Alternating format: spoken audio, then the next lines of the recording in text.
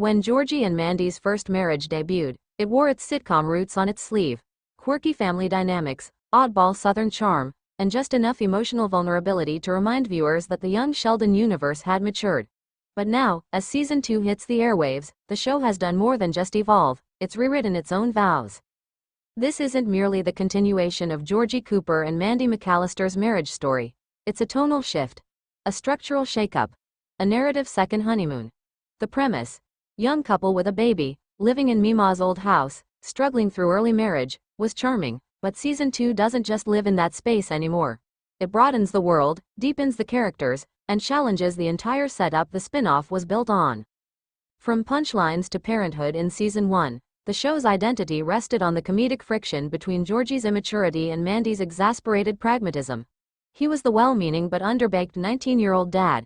She was the too smart for this small-town woman trying to hold everything together. It was funny, sweet, even. But by the season finale, the question loomed. How long could the writers sustain a sitcom based on Georgie's arrested development and Mandy's annoyed eye rolls? Season 2 answers that question by accelerating their emotional growth.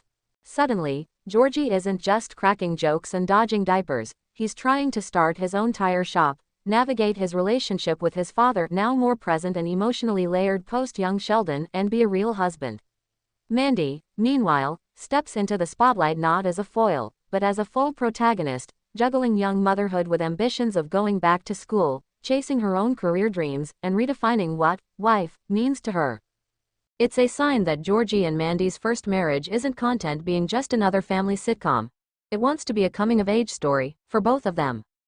A different kind of spin-off where season 1 felt like a direct descendant of young Sheldon, complete with familiar faces, a Texas drawl, and occasional Cooper family cameos.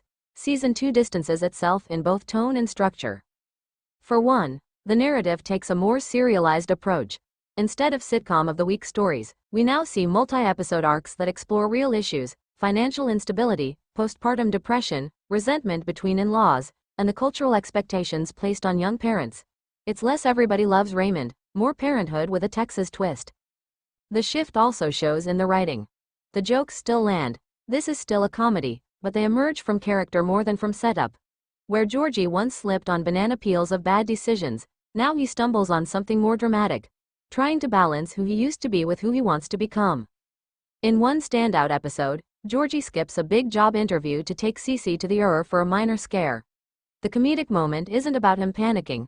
It's about him realizing, in a quiet beat, that this is what love looks like. These small choices add up. The show's not about Georgie and Mandy surviving young marriage. It's about them choosing it, day after complicated day. Supporting cast, rising stars. Another crucial way season 2 resets the table is by expanding the ensemble. Season 1 relied heavily on Mima for comedic relief and as a convenient built-in babysitter. But with her storyline taking a backseat, possibly due to character arcs resolving in young Sheldon, other characters now have room to rise. Georgie's siblings, especially Missy, become more than just visitors, they're emotional touchstones. Missy, navigating young adulthood herself, mirrors Mandy's growing pains, giving the show a sisterly dimension it lacked before. And Connie, Mima, still zings with dry wit, but she's more grounded, like the show's conscience in pearls and denim. Then there's Dale, the gruff, lovable co-grandpa, who gets his own subplot about aging, retirement, and legacy. His relationship with Georgie blossoms in unexpected, often touching ways, a reminder that mentorship doesn't always come from where you expect. This ensemble evolution gives the show legs.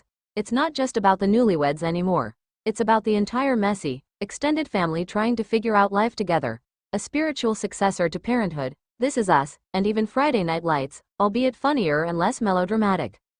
The new setup. Growth over gags. So how exactly has the setup changed? Season 1 setup. Young, unprepared parents comedy from chaos. Reliant on young Sheldon legacy episodic storytelling. Season 2 setup. Emotionally evolving characters comedy from authenticity. Independent tone and identity serialized storytelling. In essence, Georgie and Mandy's first marriage is no longer about the first marriage. It's about whether they want to stay in it. Not because they have to, but because they're growing into it. That subtle reframe is genius. It turns the show from a punchline about accidental parenthood into a meditation on intentional family building. It's also, frankly, refreshing. In an era saturated with cynical takes on marriage and parenthood, here's a show that says, yes, it's hard. Yes, we're young and clueless. But maybe, just maybe, love can be a choice you remake every day. A bold future with season 2 now establishing a stronger foundation. The show has opened the door for new directions. Will Mandy chase a journalism career? Could Georgie lose the tire business and pivot into something else? Might they move out of Medford entirely? The writers have made it clear. The world beyond the young Sheldon orbit is rich with story. It no longer needs to rely on nostalgia or legacy characters to stay afloat. If anything, it's proving that Georgie and Mandy, once side characters in someone else's origin story, are now the emotional core of a whole new chapter. So while the setup may have changed, the heart remains.